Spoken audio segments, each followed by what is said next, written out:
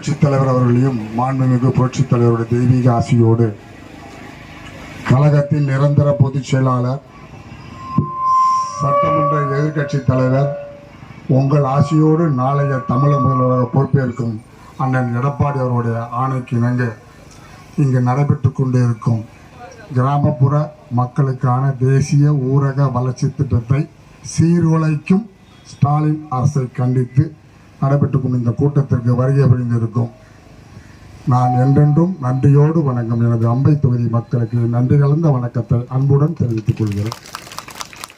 என்னுடன் வருகை புரிந்திருக்கும் அண்ணா திராவிட முன்னேற்றக் கழகத்தின் ஒன்றிய நகர பேரூர் கழக மாவட்ட மாநில நிர்வாகிகளும் பாரதிய ஜனதா கட்சியின் நிர்வாகிகள் அனைவருக்கும் அம்மா மக்கள் முன்னேற்ற கழக நிர்வாகிகள் அனைவருக்கும் என் நன்றி கலந்த வணக்கத்தை தெரிவித்துக் கொண்டு, எனக்கு முன்னாடி பேசுனதெல்லாம் நல்லா சிறப்பாக பேசிட்டாங்க. எனக்கு உண்மையிலே கொஞ்சம் கம்மியாக தான் பேச தெரியும். அதுவும் வெயிலில் என் தங்கச்சி மாதிரி அக்கா மாதிரி நிற்கிறீங்க, சிரமப்படுத்த மாட்டேன். ஏன்னா 2 காரணம். ஒன்று, சிரமப்படுத்த மாட்டேன். நான் பேசணும்னு நினச்சதெல்லாம் இங்கே இருக்கிறவர் பேசிட்டார், எல்லாத்தையும் நிறைய பேசிட்டார். அதனால் நான் சீக்கிரம் வெளியே வந்துடுவேன். 2 நிமிஷம் மட்டும் நான் பேசிக்கிறேன்.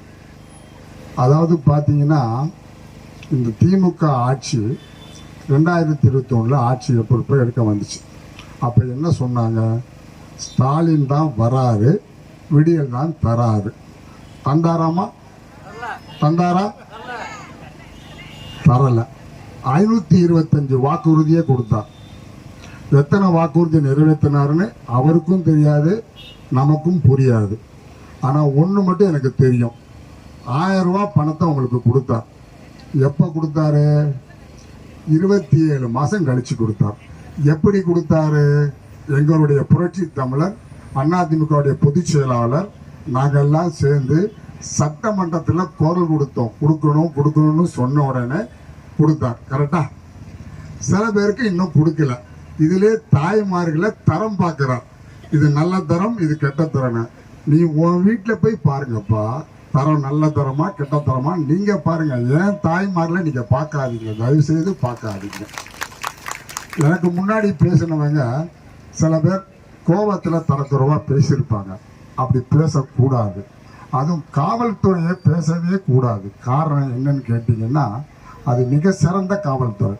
தமிழ்நாட்டு காவல்துறை இந்தியாவிலே உலகத்திலே 2வது துறையில் இருக்கிற இடம். அவங்க இன்னைக்கு சூழ்நிலை கை கட்டி நிற்கிறாங்க. அப்படி நிற்கக்கூடாது. அது மாறும் இன்னும் 2 மாதத்தில். ஒன்று. அடுத்தபடியாக இந்த வேலைவாய்ப்பு திட்டம் இருக்குது பார்த்தீங்களா, 100 நாள் வேலைவாய்ப்பு திட்டம், அதையும் 125 நாள் ஆக்கணும்னு சொன்னது மத்திய அரசை கம்பல் பண்ணது யாருன்னு கேட்டால் நம்முடைய புரட்சி தமிழர் பொதுச் செயலாளர் பண்ணார். அதையும் பண்ணலை.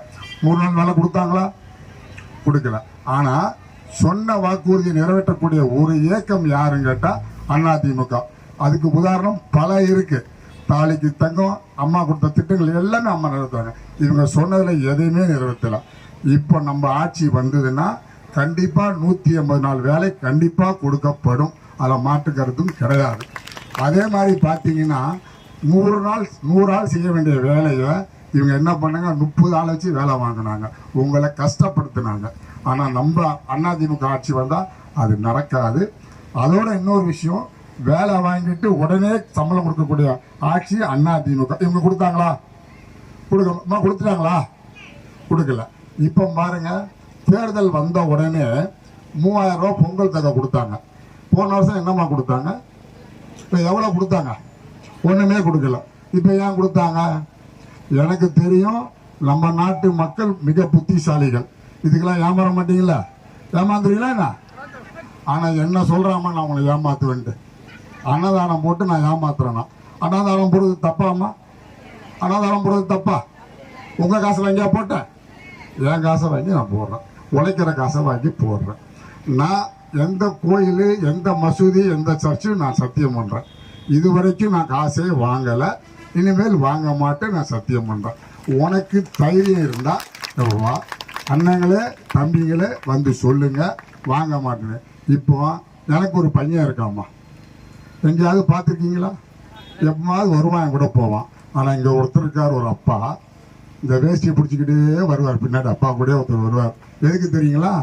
பஞ்சாயத்து பேரூராட்சியில் போய் கமிஷன் வாங்கிட்டு இருக்க. என் பையன் அப்படி வாங்குவானா? என் பையன் வாங்குவானா? இல்லை வாங்க விடுவானா? விட மாட்டேன். ஆனால் இப்போ ஒருத்தர் வராரு, ஆனா காணா பூனா பானான்னு வராங்க, வந்துட்டு காசை வாங்கிக்கிட்டே போகிறாங்க. ஒரு பதவியிலுமே இல்லை, காசு வாங்குறீங்க. பதவி கொடுத்தா என்ன நடக்கும்? அன்னதானம் போட்டுருவாங்க. அன்னதானம் போட்டுருவாங்கல்ல, மணலை கொள்ளடிப்பாங்க. என்ன அடிப்பாங்க? மணலை கொள்ளடிப்பாங்க. அடிச்சாங்களா இல்லையா? அடிச்சாங்களா இல்லையா? கட்ட பஞ்சாயத்து பண்ணாங்களா இல்லையா? இந்த காவல்துறையை கேளுங்க. என்னைக்காவது நாங்கள் இந்த போலீஸ் ஸ்டேஷன் போயிருக்கோம் கேளுங்க. என்னைக்காவது ஒரு நாள் இந்த போலீஸ் ஸ்டேஷன் வாசல் நான் போயிருக்கேனா? கட்ட பஞ்சாயத்து பண்ணியிருக்கேனா? சொல்லுங்க. நான் இப்பவுமே அரசியல் விட்டு போயிடுவேன். சொல்லுங்க, போயிடுவேன். அதே மாதிரி இப்போ என்ன சொல்லிட்டு இருக்காங்க தெரியுமா? இவர் ஒண்ணுமே செய்யலைங்கிறான், ஒண்ணுமே செய்யலைங்கிறான். அண்ணன் சொன்ன மாதிரி எந்த மேடைக்கும் நான் வர தயார். 2011 2021 வரைக்கும் 1500 கோடிக்கு நலத்திட்டம் பண்ணியிருக்கிறோம். நீங்கள் வந்து போட்டி போடுங்க. எங்ககிட்ட இருக்கிற ஒரு பெரிய மைனஸ் என்ன தெரியுமா? சொன்னதை கூட செய்ததை கூட நம்ம சொல்ல மாட்டோம். இவங்க சொல்லாதெல்லாம் செய்யாதெல்லாம் சொல்லிட்டு இருக்காங்க. இதுதான் எங்களுக்கு இருக்கிற ஒரு பெரிய மைனஸ். 1500 கோடிக்கு நான் உங்கள்கிட்ட ஸ்லிப்பே கொடுத்துறேன், செஞ்சுருக்கிறோம். இவர் வெறும் அன்னதானத்தை போட்டு ஏமாத்துறாருன்னு ஒரு குற்றச்சாட்டை என்ன சொல்லியிருக்கான். நான் உலகம் பூரா சுத்தினவம்மா, எல்லா ஊர்லேயும் போனால் அன்னதானம் போட்டால் நல்லதுன்னு சொல்லி கேள்விப்பட்டிருக்கேன். அம்பையில் மட்டும்தான் அக்கா என் சகோதரிக்கு தெரியுது தாண்டத்திலே சிறந்ததான அன்னதானன்னு. ஆனால் இந்த அம்பையில் மட்டும் சில பேர் அன்னதானம் போட்டு ஏமாத்து அன்னதானம் மழை பெய்யுது. அவங்க மணலை எடுத்ததுனால மழை பெய்யாமல் இருந்தது. இங்கே இறைவனால் அன்னதானம் நடக்க போய் மழை வருது. மணலை எடுக்க போய் மழை வரல, அன்னதானம் போட போய் மழை வருதுன்னு சொல்றீங்க. நன்றிம்மா, நன்றி. இப்போ ஒன்னே ஒன்று கேட்டீங்களா? இப்போ சொன்னார் பாருங்க, இவர் பெரிய செல்வந்தர் அப்படின்னு சொன்னார். சொல்லக்கூடாது. ஏன்னா இந்த காசு நாளைக்கு இன்னொரு பாக்கெட்ல, அது எனக்கு நல்லா தெரியும். நான் எங்க சந்தோஷமா இருக்கேன்னு தெரியுமா? உண்மைக்குமே சொல்றேன், நான் கும்புற சாமி மேல சத்தியமா சொல்றேன், உங்களை பார்க்கும்போது தான் சந்தோஷமா இருக்கேன். ஏன்னா லட்சம் கோடி இருந்தாலும் ஒரு தூசு, அது ஒரு தூசு. உங்ககிட்ட நிற்கும் போது நீ கொடுக்குற இந்த அக்கா இந்த தங்கச்சி சொன்னிச்சு பாருங்க, இந்த மாதிரி மழை பெய்யுது அன்னதானம் தரான்னு, தானத்திலே சொன்னேன். இதோட எனக்கு வேற என்ன வேணும்? எவன் வேணாலும் என் வேலையை பார்த்து போய்கிட்டே இருப்பேன். இப்போ ஒன்று பண்றாமா, இப்போ ஒன்று